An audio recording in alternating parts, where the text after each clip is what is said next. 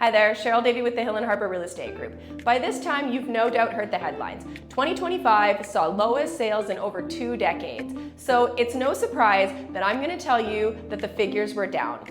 Last year, we saw just under 24,000 properties change hands across the Lower Mainland.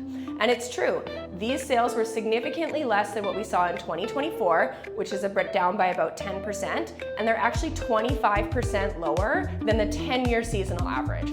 So that's when you take all of the numbers over the past decade to see how our sales are faring. So no surprise, we're down all across the board.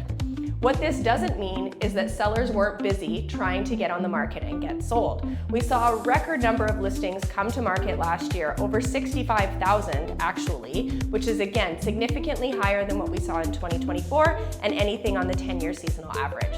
Well, not surprising, we did see prices ease.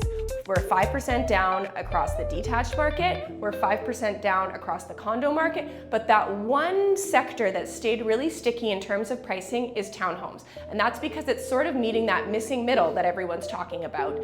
People who are trying to get from a condo into detached, they can't quite afford it, so they're sticking in that townhouse range. If we look at December specifically, we saw very few listings come on, which is normal for the season, but we also actually saw quite a few of those sell. So we started to eat through a bit of that inventory where we saw just over 1,800 listings come on and 1,500 of those sold. So you can start to see that we're sort of starting to change the balance of new listings versus sales. So of course the question is, what's going to happen in 2026? And we're seeing a lot of the major banks and a lot of the lenders say that they're going to see increased pricing as well as potentially increased interest rates by the end of 2026.